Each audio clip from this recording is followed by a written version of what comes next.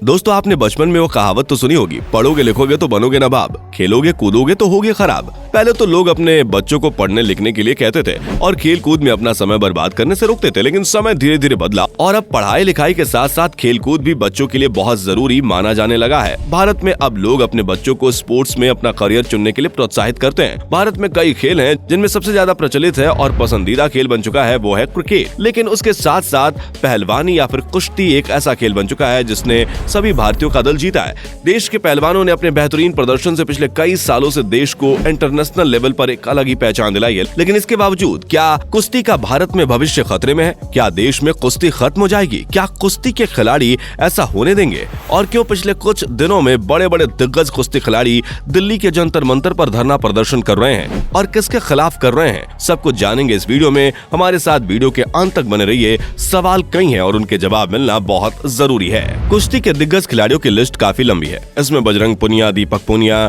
साक्षी मलिक, गीता फोगाट, बबीता फोगाट, विनेश फोगाट शामिल हैं। इन दिग्गजों ने देश को कई बड़े इंटरनेशनल खेलों में स्वर्ण पदक, सिल्वर पदक और कांस्य पदक दिए हैं। ये खिलाड़ी हमारे देश का गौरव है और देश को इन पर नाज है। फिर ऐसी क्या मुसीबत आन पड़ी इन खिलाड़ियों पर कि इन्होंने कुश्ती फेडरेशन के खिलाफ धरना देना शुरू कर दिया? दरअसल इन खिलाड़ियों ने कुश्ती फेडरेशन के अध्यक्ष ब्रजभूषण शरण सिंह के खिलाफ ये धरना प्रदर्शन शुरू किया है। खिलाड़ियों का कहना है कि फेडरेशन के अध्यक्ष कई खिलाड़ियों का उत्पीड़न करते हैं। इनमें उनका मानसिक, शारीरिक और राजनीतिक उत्पीड़न भी किया गया है। महिला खिलाड़ियों ने फेडरेशन के अध्यक्ष पर यौन शोषण के भी आरोप लगाए हैं। खिलाड़ियों को डराया, धमकाया और उनका करियर खराब करने जैसे धमकियां भी दी जा रही हैं, जिसके कारण कई खिलाड़ी सुसाइड तक करने वाले थे। कुश्ती फेडरेशन से मिले इस मानसिक दबाव के बढ़ जाने और कोई रास्ता न दिखने के बाद सभी खिलाड़ियों ने यह रास्ता अपनाया और अब इन खिलाड़ियों की मांग है कि फेडरेशन अध्यक्ष को बर्खास्त करने और फेडरेशन में भ्रष्टाचार को खत्म करने की। राजनीति किस तरह से खेल विभाग को प्रभावित कर सकती है, इसका ये तो सिर्फ एक छोटा सा उदाहरण है। सिर्फ कुश्ती फेडरेशन में ही नहीं बल्कि भ्रष्टाचार, शोषण और राजनीति हर स्पोर्ट्स फेडरेशन में है, जिनकी वजह से देश में कई धुरंधर खिलाड़ियों को मौका नहीं मिल पाता है। या तो ये खिलाड़ी इस गंदी राजनीति का शिकार हो जाते हैं या फिर डिप्रेशन के कारण खिलाड़ियों के गेम पर असर पड़ता है। कुश्ती फेडरेशन की पहले भी कई खिलाड़ी इस तरह की शिकायतें कर चुके हैं, लेकिन उन खिलाड़ियों को या तो फेडरेशन से गेम खराब है कहकर बाहर का रास्ता दिखा दिया जाता है या फिर उन्हें करियर खत्म करने की धमकी देकर चुप करा दिया जाता है। लेकिन अब खिलाड़ियों के सब्र का बांध टूट चुका है। फेडरेशन पर आरोप लगाने वाले कई छोटे मोटे खिलाड़ी नहीं है बल्कि देश का गौरव और देश को गोल्ड मेडल देने वाले होनहार खिलाड़ी हैं और इस वजह से फेडरेशन अध्यक्ष की मुसीबतें बढ़ गई हैं। गुरुवार को भी बैठक और भरोसा देने का सिलसिला चलता रहा, लेकिन खिलाड़ियों को सरकार की तरफ से कोई ठोस आश्वासन नहीं मिला। नतीजा, खिलाड़ियों ने अपना धरना प्रदर्शन उठाने से मना कर दिया। जंतर मंतर पर पहुंचे खिलाड़ियों और कोच से हुई बातचीत के आधार पर इस विवाद के कई पहलू सामने आए हैं। उसमें फेडरेशन की मनमर्जी, महिला खिलाड़ियों का यौन शोषण, भ्रष्टाचार और सुविधाओं को लेकर भेदभाव जैसी कई बातें देखने को मिली है। फेडरेशन में भ्रष्टाचार भी कुछ कम नहीं है। दिन रात मेहनत करने वाले खिलाड़ियों को मिलने वाली सुविधाएं सिर्फ नाम मात्र की होती हैं, जबकि फेडरेशन को मिलने वाले बजट तो कुछ और ही होते हैं। खिलाड़ियों ने यह भी कहा है कि फेडरेशन को एक निष्पक्ष जांच कमेटी बिठानी चाहिए जिसमें फेडरेशन का हर काला चिट्ठा खुलकर सामने आ जाएगा। इन दिग्गज खिलाड़ियों के धरना प्रदर्शन के बाद शायद ही कोई होगा जिससे फेडरेशन की नीयत और काम साफ दिखाई दे, लेकिन इसके बावजूद ब्रजभूषण के अपने खुद के बोल फूट रहे हैं और वो खिलाड़ियों के सभी आरोपों को खारिज करते हुए उल्टा उन्हीं को कसूरवार ठहरा रहे हैं। देश के हर स्पोर्ट फेडरेशन का यही हाल है। फेडरेशन अध्यक्ष की नाकाबिलियत देखी जाती है और ना ही एजुकेशन, सब कुछ राजनीति के भरोसे होता है। फेडरेशन में उच्च पदों पर ऐसे लोग बैठते हैं जिन्हें खेल में कोई उपलब्धि नहीं मिली। यहाँ तक कि कई अधिकारी तो ऐसे हैं जो खेल विभाग में आने से पहले जेल भी जा चुके हैं। बड़ा सवाल यहाँ ये उठता है कि क्या किसी क्रिमिनल को देश के ऐसे विभाग में उच्च पदों पर बिठाना चाहिए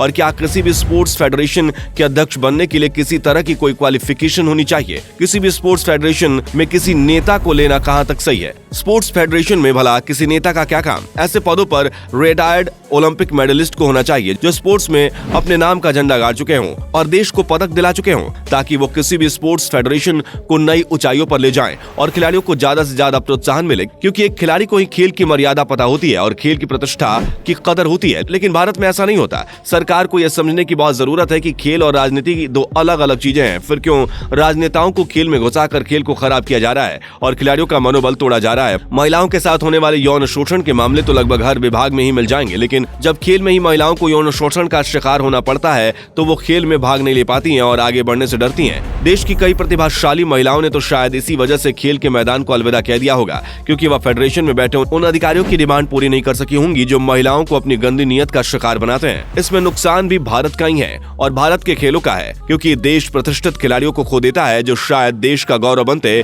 और देश का नाम खेलों में ऊंचा कर देते। खिलाड़ियों के शोषण और खेल में हो रहे भ्रष्टाचार को जब तक रोका नहीं जाएगा तब तक देश के खेल की गुणवत्ता में सुधार नहीं आएगा।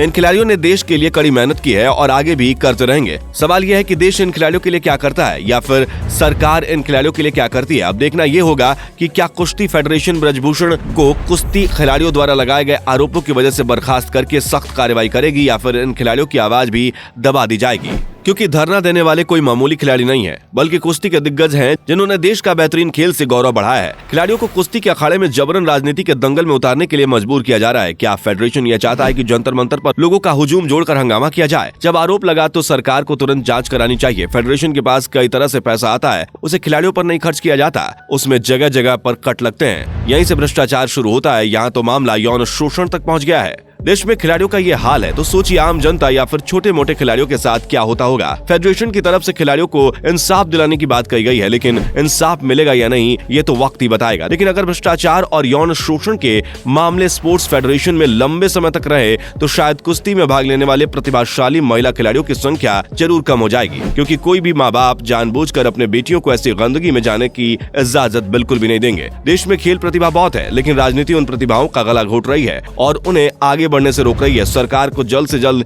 कोई ठोस कदम उठाना चाहिए जो खिलाड़ियों के हित में हो। देश को खिलाड़ियों पर नाज होना चाहिए और उनकी मांगों की सुनवाई होनी चाहिए। आपको क्या लगता है? आप अपने विचार हमें कमेंट करके बता सकते हैं। वीडियो अच्छी लगी हो तो वीडियो को लाइक शेयर करना बिल्कुल भी ना भूलें। मिलते हैं अगले वीडियो में। दोस्तों, आपको स्क्रीन पर 2 और वीडियोस दिखाई दे रही हैं, जिसे देखने के लिए स्क्रीन पर क्लिक करें।